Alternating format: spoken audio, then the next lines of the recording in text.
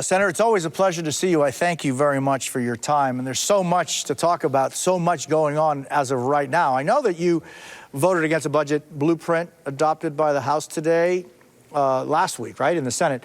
What do you see going forward, things turning out? The Speaker Johnson talked about that elections have consequences, that the American people gave essentially Republicans, the House, the Senate, and the White House. What is it that you see going forward on this specific issue?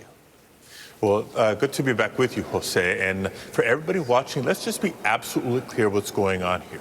We know Republicans are trying to gut into the federal budget, things like Social Security, Medicaid, etc., simply to fund more tax breaks for the wealthiest people in America and the biggest corporations on the planet.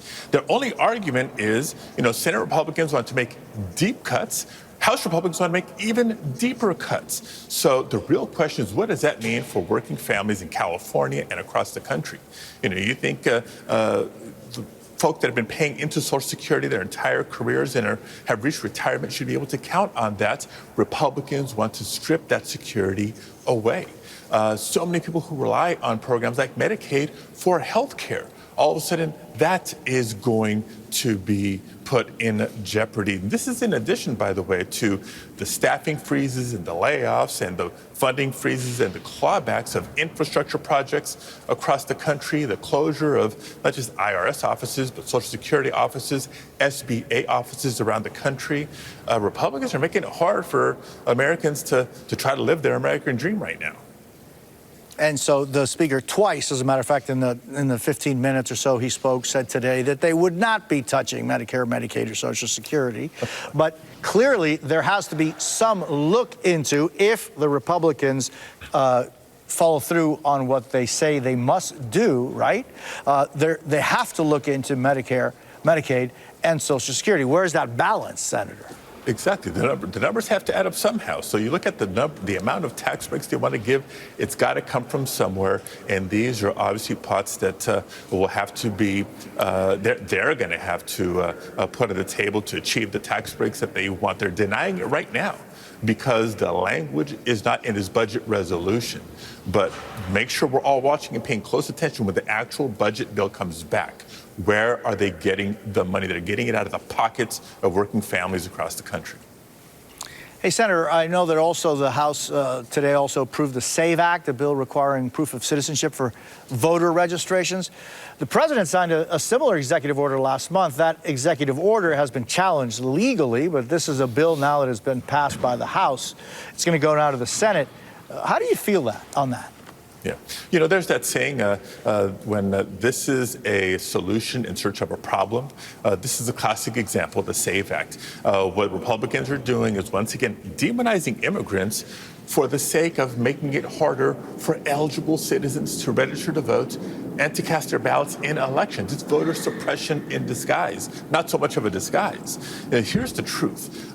It is already illegal for non-citizens to vote in our elections. Even the very conservative Heritage Foundation has only found, less than 70 instances of a non-citizen voting over the last 40 years. Our current laws and protections are working.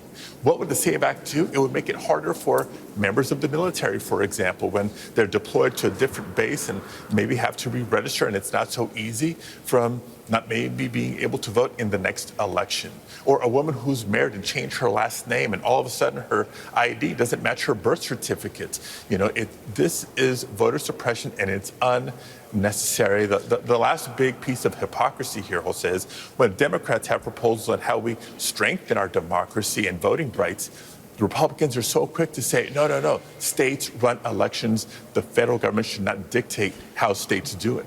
But when it's Donald Trump who has these horrible ideas, they're silent and want to advance it. Even Mitch McConnell knows better and has spoken publicly against both the executive order that Donald Trump is trying to do and the SAVE Act, which includes the same provisions. Hey, Senator, I've been looking forward to having this back and forth with you on this, because it's something that I think a lot of people aren't recognizing the incredible impact that it's going to have. NBC News is reporting that the IRS has reached a deal with Immigration and Customs Enforcement, ICE, to share some tax records and information of immigrants, for example, who have ITIN, right? Who use ITIN, this tax ID number. So many people in our community, Senator, I'm not telling you anything you don't know, but have been, once they have come over the border or overstayed their visa in their attempt to get right with the American government, have been paying taxes through ITIN when it was once and a million times told to them that that information was sacrosanct. What does this change mean? This is Donald Trump and Republicans breaking yet another promise. Plain and simple. And in this case, right, those tax identification numbers for someone who may not have a Social Security number, but is working and is going to file their taxes. That's the way it's been done. And we've told people we're going to protect this information. It will not be used against you. And so, classic example of the Trump administration and their cruelty, their immorality in utilizing this information to target immigrants for detention and deportation. What happened to only focusing on violent criminals? They're going after taxpayers. You know, when DHS is doing enforcement actions in schools now, that used to be sacrosanct. In workplaces now, these are people working, contributing to the economy. In churches, is nothing sacred? So expect, again, both legislative pushback where we can, litigation where we can, and yet another reason to keep organizing in communities around the country as we prepare for the midterm elections. Senator Alex Padilla from California, I thank you always for being with us. Appreciate your time. Thank you, Jose. Next, new details on the deal.